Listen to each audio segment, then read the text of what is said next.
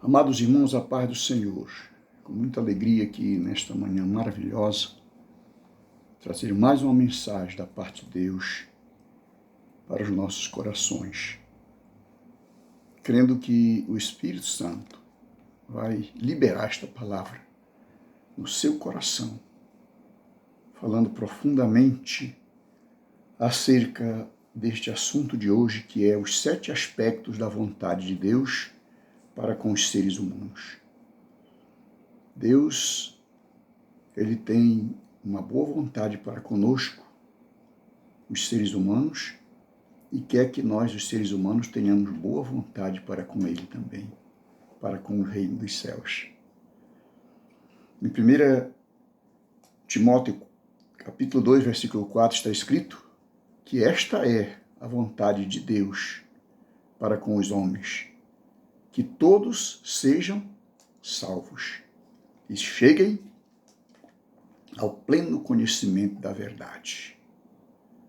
Então, a vontade de Deus é que todos os homens sejam salvos, alcancem a salvação, alcancem a vida eterna, alcancem o reino dos céus. E nós vamos observar a primeira vontade de Deus é esta aí, que todos os homens sejam salvos. E nós cremos que se nós já aceitamos Jesus como Salvador, nós estamos dentro da vontade de Deus para as nossas vidas.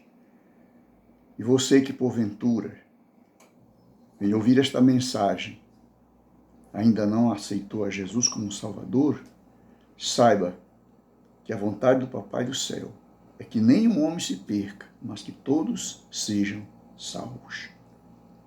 Glória ao nome do Senhor. A segunda vontade de Deus, revelada na Bíblia para com os seres humanos, é que todos sejam libertos pelo poder da verdade. Nós sabemos que com o pecado nos tornamos escravos do pecado. Somos escravos das circunstâncias. Somos escravos, muitas vezes, das tradições, do folclore desta vida, dos prazeres da nossa carne. E Jesus Cristo disse que o escravo não ficará na sua casa, mas o livre sim.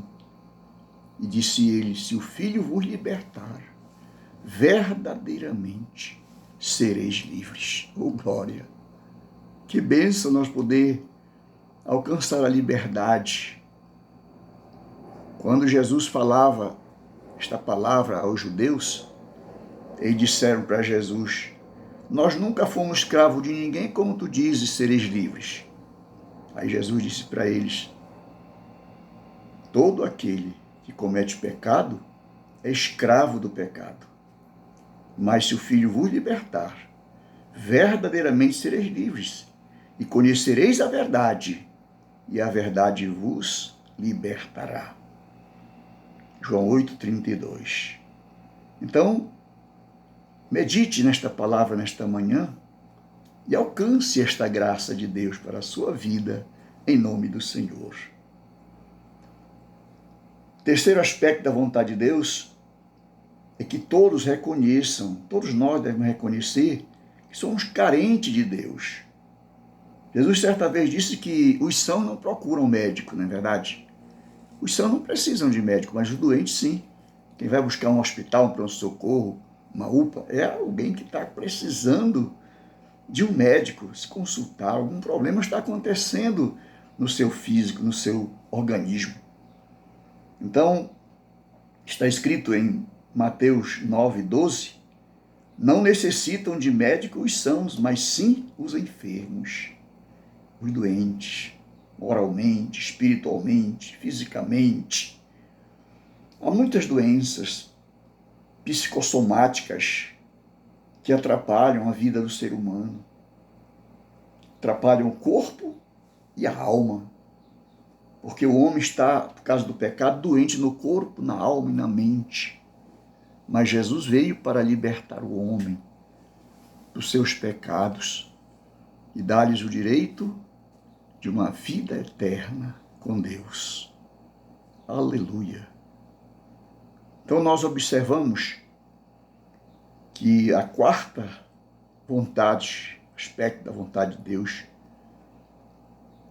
para com o ser humano, é que reconheçam que Deus é soberano. Nós precisamos reconhecer a soberania de Deus, reconhecer que há um ser todo-poderoso que está no timão da história, o controlador da história. Ele é o Senhor do céu e da terra. Nós precisamos observar que se o mundo está numa situação que está, a culpa não é de Deus. É a opção do ser humano. Muitas vezes o homem busca o lado mais fácil, a porta larga, os prazeres da vida, e por isso eles precisam pagar o preço das suas escolhas. Porque Deus, ao criar o homem, ele criou o homem com capacidade de escolher, chamada livre-arbítrio. Todos nós temos livre-arbítrio. Por esta razão, nós somos responsáveis pelas nossas escolhas. Nós somos livres para escolher o que queremos fazer, como queremos viver, a maneira que nós queremos andar neste mundo, mas não somos livres para escolher as consequências das nossas escolhas. Portanto, quem escolhe o bem, viverá bem. Quem planta bem, colhe o bem. Quem planta mal, colhe o mal. A lei da semeadura e da colheita, ela é inevitável. E tudo que o homem semear, diz a Bíblia, ele há de ceifar um dia. Portanto, meus queridos, eu quero convidar você a começar a plantar no campo espiritual, porque quem planta no campo da carne, colhe a corrupção, mas quem planta no campo do Espírito, colhe a vida eterna. Glória ao Senhor. E esta é a vontade de Deus, que nós semeemos o bem para colher o que é bom para nós e para nossas vidas, porque quem planta vento, colhe tempestade. Isso não tem como escapar. Glória ao Senhor.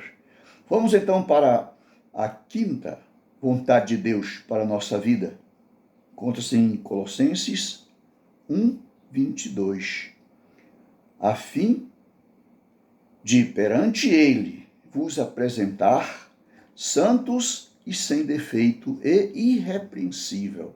Já pensou aqui? Esta vontade de Deus para a nossa vida? Que nós possamos ser apresentado perante ele de uma maneira digna, de uma maneira santa, de uma maneira irrepreensível. Esta é a vontade de Deus, a nossa santificação, e que nos abstenhamos da prostituição, nos abstenhamos da embriaguez, nos abstenhamos daquilo que ofende o nosso corpo, a nossa alma, o nosso espírito, e ofende, por assim dizer, o nosso Deus também, porque é um Deus santo. Então, aqui o texto áureo é bem claro, que esta vontade de Deus, a quinta vontade de Deus, ele quer nos encontrar, por ocasião do arrebatamento da igreja, de uma maneira santa, irrepreensível e sem defeito moral, ético ou espiritual. Esta é a vontade de Deus para a minha vida, para a sua vida, para as nossas vidas.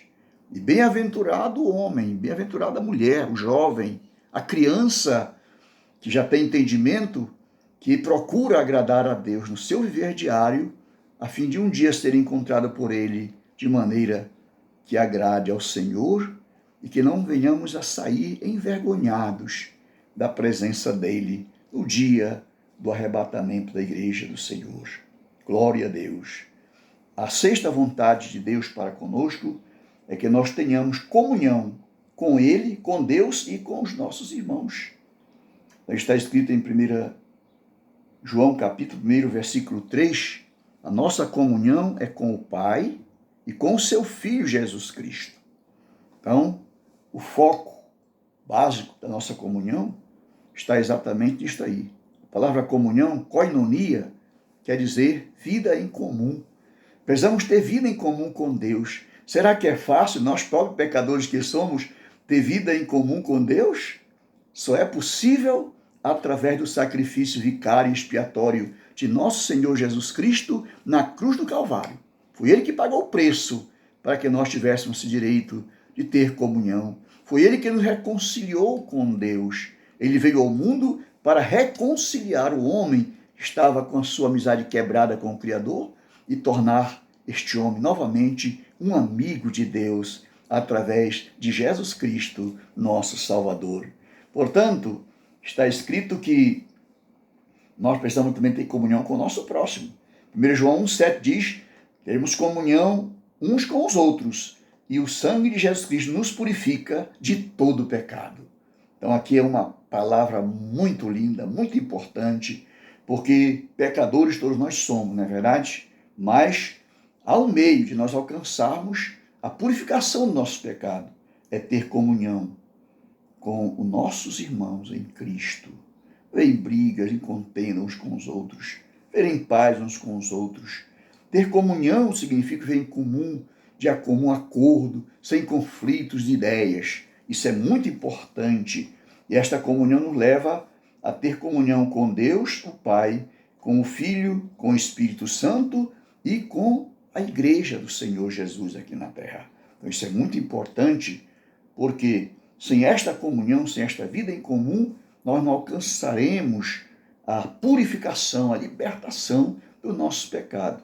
A Bíblia diz, em Atos capítulo 2, que os que aceitavam Jesus estavam sempre juntos, vivendo em comunhão uns com os outros, participando do pão, participando do vinho, a ceia do Senhor, vivendo em comum acordo com a Igreja de Deus, no início da sua fundação. Glória ao nome de Jesus. A sétima vontade de Deus para a nossa vida encontra-se em João 17, 22. E aqui está escrito: eu lhes dei a glória que a mim me deste, para que sejam um, como nós somos um. Então, a vontade do Senhor é que nós participemos da glória eterna. Jesus veio ao mundo revelar esta glória para cada um de nós, quando ele, ali no Monte da Transfiguração, recebeu a visita de Moisés e Elias e foi transfigurado, e os discípulos viram a sua glória. Mas ele também precisou morrer e ressuscitar. E na ressurreição, Cristo ressuscita cheio de glória. E quando ele sobe ao céu, sobe cheio de glória. Ele voltará do céu com poder e grande glória, diz a Bíblia Sagrada. Portanto, vamos confiar na palavra do Senhor. Esta manhã eu te convido a fazer parte deste canal. Aceite a Jesus como Salvador. Se inscreva neste canal, se inscreva, porque você se inscrevendo, você está dando apoio ao canal, fazendo com que este canal cresça, seja abrangente por milhares de pessoas. Você pode ser um missionário desta última hora. Confie na palavra do Senhor e seja feita a vontade de Deus, assim na terra como é feita lá no céu, em nome de Jesus. Amém.